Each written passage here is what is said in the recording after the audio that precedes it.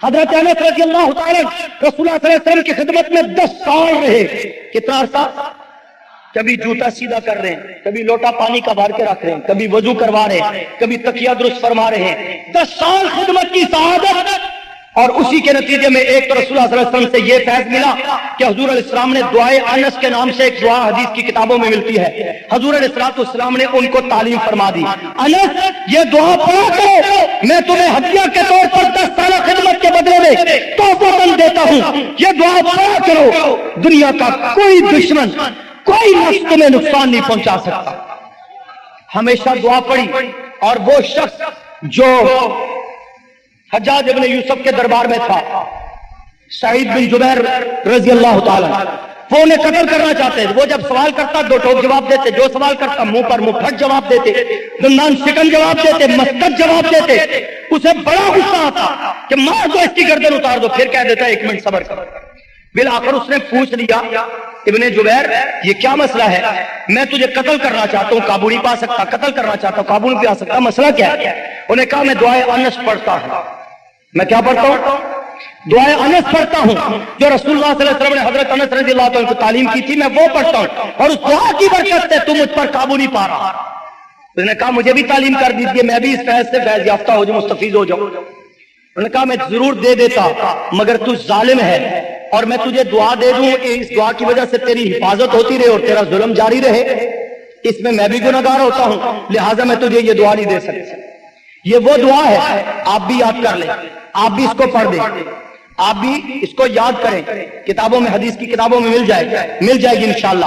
اور بات آگی تو میں کہتا جاؤں، ہمارے قائدین اور ہم سب الحمدللہ اسی دعا کی برکت سے یہ چلتے پھرتے ہیں، یہ بچتے پھرتے ہیں، چلتے پھرتے ہیں. جب آ جاتی ہے تو وہ اس کی طرف سے لکھا ہے، لیکن اسی کی برکت سے ہے. اور جب آتی ہے تو اس دن کوئی نہ کوئی کوتاہی رہ جاتی ہے، تبھی مسئلہ ہوتا ہے.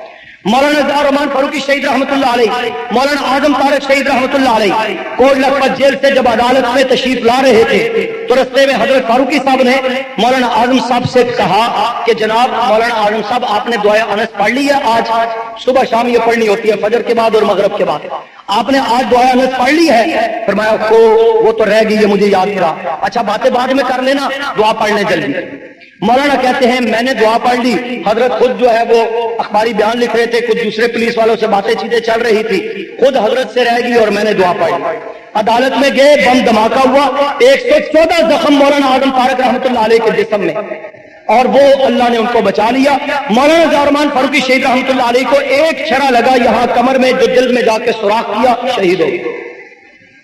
بات سمجھ آئی؟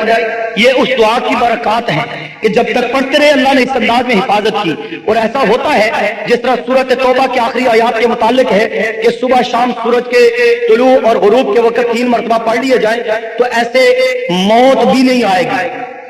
اور اللہ والوں کا کئیوں کا معمول رہا، دشمن حملہ کرتے ہیں بچ جاتے ہیں. بالآخر رب تعالیٰ پھر یوں ترتیب بنا دیتے ہیں کہ کسی کے خواب میں آیا کہ کیا تجھے دل نہیں کرتا کہ تو ہم سے آ کر کے ملے؟ جب یہ رب تعالیٰ نے فرمایا آیا تو ان بزرگوں نے اس دن یہ آیت نہیں پڑھی اور اسی دن وہ فوت ہو گئے.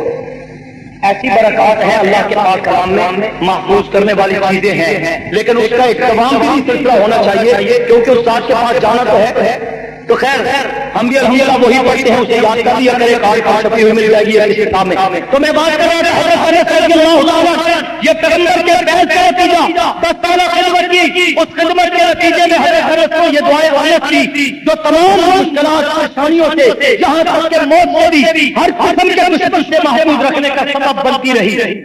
انہی انس کا واقعہ ہے کہ حضور صلی اللہ علیہ وسلم نے ان کے لیے یہ بھی دعا کی تھی، یا اللہ ان کی مال میں بھی کثرت دے، یا اللہ ان کی اولاد میں بھی کثرت عطا فرما. نتیجہ یہ نکلا کہ فرماتے ہیں کہ میں نے 100 کے قریب اپنے پوتے پوتیاں دیکھے. حضرت انس کہتے ہیں 100 کے قریب اپنی زندگی میں پوتے اور پوتیاں دیکھے. یہ ان کی اولاد میں کثرت پیغمبر کے فیض کا نتیجہ. اور ان کا باغ تھا جس کے متعلق روایات میں آتا ہے کہ ایک سال میں 2 مرتبہ پھل دیا کرتا تھا، ایک سال میں 2 مرتبہ پھل دیا کرتا تھا. یہ پیغمبر ہی کے فیض کا نتیجہ. اور ان کے باغ کے اندر ایک پھول تھا، اس کی خوشبو بھی ایسی تھی کہ جو دوسرے پھولوں پر بھی غالب آ جایا کرتی تھی. یہ سارا پیغمبر کے فیض کا نتیجہ ہے. میں صحابہ کے واقعات کو بیان کرتا جاؤں تو بے شمار ایسے واقعات ہیں. میں کہنا یہ چاہتا ہوں آقا صلی اللہ علیہ وسلم کا فیض صحابہ پر، تابعین، تبع تابعین پر، عام مسلمانوں پر، علماء، محدثین، مفسرین پر، ساری کائنات پر، زمینوں پر، آسمانوں پر، درخت و شجر و حجر، ساری کائنات پیغمبر کے فیض سے مستفید تھی، ہے، ہو رہی ہے. ہم سب کا بھی پیغمبر سے محبت اور عشق، ایمان اور امتی ہونے کا تقاضا یہ ہے کہ حضور کی تعلیمات سے فیض حاصل کر کے مستفید ہو کر اپنے اخلاق و کردار و اعمال کو پیغمبر کے تعلیمات کے مطابق، اسوہ حسنہ کے مطابق، سورت کے مطابق، سیرت کے مطابق بنائے. اسی فیض کا نتیجہ ہوگا اس دنیا میں کھانے میں برکت، رزق میں برکت، تجارت میں برکت، اولاد میں برکت، صحت میں برکت، جرت میں برکت، غیرت میں برکت، حمیت میں برکت، سیاست میں برکت، حکومت میں برکت، اطاعت میں برکت.